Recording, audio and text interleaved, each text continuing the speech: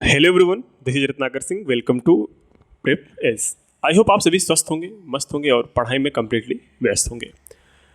जैसा कि आपने थंबनेल में देखा होगा कि इस वीडियो में हम डिस्कस करने वाले हैं क्लास 9th के सिलेबस और पेपर पैटर्न के बारे में। सर, ये सिलेबस और पेपर पैटर्न सारे टीचर डिस्कस करते हैं, क्यों करते हैं? अब ध्यान से सुनो।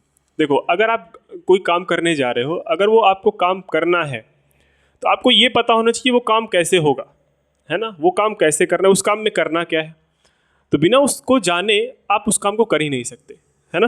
तो सिमिलरली ये अप्लाई होता है अपने टीचिंग पे भी, अपने पढ़ाई पे भी। कैसे? अगर आपको ये पता ही नहीं चलेगा आपको पढ़ना क्या है तो आप पढ़ोगे क्या मेरे भाई, है ना। तो सबसे पहले हम यही जानेंगे कि एक्चुअल में हमें पढ़ना क्या है, हमें करना क्या है। तो चलिए स्टार्ट करते हैं बिना टाइम वेस्ट किए अपना टॉपिक, जिसका नाम है क्या, syllabus and paper pattern of class 9th।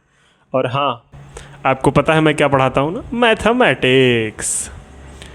सबसे पहला आता है ये आपका 2025-2026 का नया सिलेबस है, जिसमें सबसे पहला चैप्टर आता है आपका नंबर सिस्टम। क्या आता है मेरे भाई? Number system. ये जो नंबर सिस्टम है इसमें क्या क्या आपको पढ़ना है, इसमें पढ़ना है, इसका इंट्रोडक्शन पढ़ेंगे, ठीक है। इंट्रोडक्शन पढ़ेंगे, इरेशनल नंबर क्या होते हैं इनके बारे में पढ़ेंगे, रियल नंबर्स क्या होते हैं और उनके डेसिमल एक्सपेंशन पढ़ेंगे। जैसे टर्मिनेटिंग डेसिमल होता है, एक नॉन टर्मिनेटिंग डेसिमल होता है, एक terminating repeating non terminating non repeating होता है, एक नॉन टर्मिनेटिंग रिपीटिंग होता है, ऐसे question. Operation on real numbers, मतलब रियल नंबर के ऊपर operation, addition, subtraction, multiplication, like this. Laws of exponent पढ़ेंगे। एक्सपोनेंट मतलब एक्सपोनेंट पावर आपने पढ़ा होगा, क्लास 8th में पढ़ा होगा, उसी का थोड़ा सा एनहेंस फॉर्म देगा ये, ऑफ अ रियल नंबर। ये इतनी चीज़ें आपको पढ़नी है, इसके बाहर आपको कुछ नहीं पढ़ना है। रियल नंबर पढ़ना है, इसका इंट्रोडक्शन पढ़ना है, रियल नंबर एंड उसके डेसिमल एक्सपेंशन पढ़ने हैं, ऑपरेशन ऑन रियल नंबर पढ़ना है, लॉज ऑफ एक्सपोनेंट पढ़ना है ऑफ रियल नंबर के। इतनी चीज़ें आपके किस में हो गई? चैप्टर 1 में हो गई। चलते हैं नेक्स्ट चैप्टर पे। नेक्स्ट चैप्टर में क्या क्या है ये भी देखते हैं। चैप्टर नंबर 2 है आपका पॉलिनोमियल। चैप्टर नंबर 2 क्या है? पॉलिनोमियल। पॉलिनोमियल में क्या पढ़ना है, ध्यान से सुनना। पॉलिनोमियल में आपको देखो उसका इंट्रोडक्शन पढ़ेंगे सबसे पहले, है ना। इंट्रोडक्शन पढ़ लिया, फिर क्या पढ़ेंगे? पॉलिनोमियल इन वन वेरिएबल पढ़ेंगे, फिर जीरोज ऑफ द पॉलिनोमियल पढ़ेंगे। उसके बाद हम क्या पढ़ेंगे? Polynomial, factorisation of polynomial, algebraic identities, मतलब पॉलिनोमियल को फैक्टराइज कैसे करेंगे। सपोज दैट आपने पढ़ा होगा ax² + bx + c टाइप के पॉलिनोमियल को हम जब फैक्टराइज करते हैं तो कैसे, इसका जीरोस क्या होता है, इसको निकालेंगे, है ना। आसान चीज़ें हैं, घबराना नहीं है, ये सब आपको पढ़ना पड़ेगा। Question option number chapter number 3 में आपको क्या करना है? चैप्टर नंबर 3 में आपको इसका इंट्रोडक्शन सब में कॉमन रहेगा, बिना इंट्रोडक्शन के आप पढ़ क्या पाओगे? इंट्रोडक्शन है। कार्टेशियन सिस्टम है। कार्टेशियन सिस्टम आपको पता है क्या होता है आपके पास। सपोज दैट देखो, कार्टेशियन सिस्टम क्या होता है सर? कार्टेशियन सिस्टम में होता क्या है, ध्यान से एक आइडिया बता दूं मैं। कार्टेशियन सिस्टम में होगा था आपके 2 प्लेन, एक होता है ये वाला एक्सिस, ठीक है, और दूसरा होता है ये वाला एक्सिस। ये कार्टेशियन प्लेन हो गया। इसको रहने दे, करते अंकल नहीं थे, पूरे चैप्टर में अच्छी तरीके से डिस्कस करेंगे। इसको बोलते हैं एक्स एक्सिस, इसको बोलते हैं वाई एक्सिस टाइप का, है ना। तो ये होता है कार्टेशियन प्लेन। आपने पढ़ा होगा क्लास 8th की बेसिक चीज़ें, उसी को थोड़ा सा हम पॉइंट को लोकेट करेंगे इधर उधर चाहे जहाँ पे, तो हम क्या कैसे करेंगे इस बारे में हम अच्छी तरीके से सीखेंगे। चले आगे? बिल्कुल सर, चलिए चलो हम ये पढ़ेंगे। फिर लीनियर इक्वेशन इन 2 वेरिएबल, ये भी अच्छा है, ये बहुत अच्छा चैप्टर है क्योंकि ये बेसिक है क्लास 10th का। अगर आप इसको नहीं पढ़े तो क्लास 10th आप क्या हो जाओगे? क्या हो जाओगे? बोलो। क्लास 10th में क्वेश्चन कर ही नहीं पाओगे। बात समझ में आ रही है? तो ये चीज़ें याद रखना है आपको। फिर आया introduction Euclid geometry. Euclid geometry का इंट्रोडक्शन। अब यूक्लिड ज्योमेट्री में क्या है? ज्योमेट्री की स्टार्टिंग कहाँ से हुई, लाइन क्या होते हैं, एक्सियम्स क्या होते हैं, थियरम्स क्या होते हैं, इन सब के बारे में अच्छी तरीके से हम क्या करने वाले हैं? पढ़ने वाले हैं, ठीक है। कौन बताता है वो? इसमें इसी के बारे में हम पढ़ेंगे, और कुछ कोई दिक्कत नहीं है। Next, lines and angles. क्या? Lines and angles. Lines and angles में हम क्या क्या पढ़ने वाले हैं? इसका इंट्रोडक्शन पढ़ने वाले हैं, बेसिक टर्म्स एंड डिफिनेशन पढ़ने वाले, what is the line, what is the angle, इस टाइप की चीज़ें पढ़ने वाले हैं। Intersecting and non intersecting line पढ़ने वाले, मतलब 2 लाइन इंटरसेक्ट कैसे करती हैं जब, और इंटरसेक्ट नहीं करती तो पैरेलल कैसी होती हैं, ये सब चीज़ें हम पढ़ने वाले हैं ना। आपको कोई तकलीफ नहीं होगी। Intersecting and non intersecting line, pairs of angles पढ़ेंगे, lines parallel to the same line मतलब पैरेलल लाइन, मैंने बताया ना पैरेलल लाइन्स के बारे में पढ़ेंगे, इंटरसेक्टिंग लाइन के बारे में पढ़ेंगे, एंगल्स कैसे बनते हैं इन सब के बारे में पढ़ेंगे, है ना। बहुत सारी चीज़ें अच्छी अच्छी चीज़ें हैं आपको मिलने को, पढ़ने को जो मिलेंगी। फिर आता है आपका कुछ चैप्टर नंबर 7। चैप्टर नंबर 7 है ट्रायंगल। क्या है? Triangle.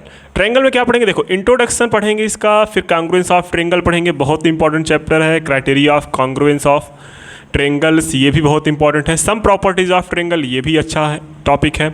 More criteria congruence of triangle, मतलब बहुत सारे क्राइटेरिया पढ़ेंगे ट्रायंगल को कॉन्ग्रुएंस, जैसे SAS हुआ, ASA हुआ, ऐसे बहुत सारे क्राइटेरिया रहेंगे, आपको इसमें पढ़ना पड़ेगा। फिर रहता है क्वाड्रिलेटरल। क्वाड्रिलेटरल में क्या क्या पढ़ेंगे? प्रॉपर्टीज़ ऑफ पैरेललोग्राम पढ़ेंगे, द मिड पॉइंट थ्योरम पढ़ेंगे। Mid point theorem is very important class 9th के लिए भी और क्लास 10th के लिए भी। सर्कल, सर्कल तो बहुत आसान चैप्टर है, इसको ऐसे पढ़ाऊंगा, इसको सारे के सारे चैप्टर ऐसे पढ़ाऊंगा ना, आपको रट जाएगा, ऐसे रट जाएगा, है ना। Angle subtended by a chord. Chord क्या होता है ये सब अभी तो नहीं समझ आ रहा होगा। कॉर्ड क्या होता है, एंगल सबटेंड कैसे होते हैं कॉर्ड के थ्रू, ये सब हम पढ़ेंगे इसके बारे में। Perpendicular from the centre of a cord, अगर हम किसी कॉर्ड पे सेंटर से परपेंडिकुलर डालते हैं वो कॉर्ड को 2 इक्वल पार्ट में डिवाइड करता है, ये सब चीज़ें के बारे में पढ़ेंगे। Equal chord and their distance from the centres, मतलब इक्वल कॉर्ड है आपके सिलेबस में, उनका डिस्टेंस सेंटर से कैसे वो निकालते हैं वो निकालेंगे। Angle subtended by an arc of a circle, किसी सर्कल में जो है वो एंगल जो सबटेंड होते हैं किससे, आर्क से, इनके बारे में पढ़ेंगे। साइक्लिक क्वाड्रिलेटरल, ये भी बहुत इंपॉर्टेंट चैप्टर है, साइक्लिक क्वाड्रिलेटरल बहुत इंपॉर्टेंट टॉपिक है। फिर आता है 10, कौन सा? 10 में आता है हीरोन्स फार्मूला। ये तो इतने आसान है भाई साहब ना, ये तो आपको फ्री में नंबर दे के जाएंगे, है ना। Heron's formula, area of a triangle using Heron's formula, है ना। हम हीरोन्स फार्मूला के हेल्प से एरिया ऑफ ट्रायंगल निकालेंगे और इसका एप्लीकेशन पढ़ेंगे। फिर आता है चैप्टर नंबर 11। चैप्टर नंबर 11 आता है सरफेस एरिया एंड वॉल्यूम। इसमें पढ़ोगे क्यूब क्यूबाइड नहीं है, आपका जो स्टार्ट होता है वो होता है right circular cone, surface area of sphere, volume of right circular cone, volume of sphere. मतलब 2 चीज़ें हैं, एक तो है कोन, दूसरा है स्फेयर। एक तो है कोन, दूसरा है स्फेयर। कोन और स्फेयर के अलावा और कुछ चीज़ें नहीं है, ना तो आप में क्यूब है, ना तो क्यूबाइड है, ना तो सिलेंडर है। क्यूब, क्यूबाइड, सिलेंडर, कोन और स्फेयर सब मिला के आपको मिलेगा कहाँ पे? क्लास 10th में। बातें समझ में आ रही हैं? बिल्कुल आ रही होंगी एकदम। इसमें क्या समझना है भाई, ये तो हम सिलेबस डिस्कस कर रहे हैं, समझना तो क्लास में पड़ेगा। Statistics, what is the statistics? हम ग्राफिकल रिप्रेजेंटेशन ऑफ डाटा देखेंगे। सिर्फ आपके सिलेबस में ग्राफिकल रिप्रेजेंटेशन ऑफ डाटा ही है। शायद मीन मीडियन मोड में पढ़ा दूँ, मीन मीडियन मोड ये मैं पढ़ा सकता हूँ और पढ़ाऊँगा भी, है ना, क्योंकि एक 2 क्वेश्चन आपके मिल जाएंगे तो करोगे सर, बोलोगे सर ये आपने पढ़ाए नहीं है। अब सर क्या हमें आप NCERT ही पढ़ाएंगे, उसके अलावा सर कुछ नहीं पढ़ाएंगे? हाँ भाई, ये कैसे हो सकता है? NCERT के अलावा पहले NCERT कवर करिए, उसके बाद हम डिस्कस करेंगे अपना एडिशनल बुक। लेकिन हम NCERT को इग्नोर नहीं कर सकते हैं। NCERT is must for the academic. आप अगर एकेडमिक में हो, क्लास 9th में हो, तो सबसे पहला काम आपका ये होना चाहिए आप पूरी की पूरी NCERT सॉल्व कर चुके हो। अगर आप NCERT नहीं सॉल्व किए हो तो अपने आप बहुत अपने तरफ से बहुत लापरवाही कर रहे हो, है ना, बहुत लापरवाही। क्योंकि NCERT CBSE ने खुद, CBSE का नॉर्म्स है कि आप NCERT को इग्नोर नहीं कर सकते, उसमें साफ साफ लिखा है कि NCERT को ही करना है। तो देखो में जो आएंगे, सबसे पहला चैप्टर रियल नंबर के बारे में पढ़ेंगे या फिर नंबर सिस्टम के बारे में पढ़ेंगे, जो कि आपने देखा इसमें एक वीडियो में एक चैप्टर का जितना भी कॉन्सेप्ट हो जाएगा वो हम करेंगे ख़त्म। उसके बाद आगे आने वाले वीडियोज़ में हम करेंगे क्वेश्चन की प्रैक्टिसेस। तो हमारे साथ चैनल पे बने रहिए, मिलते हैं नेक्स्ट वीडियो में, तब तक के लिए धन्यवाद।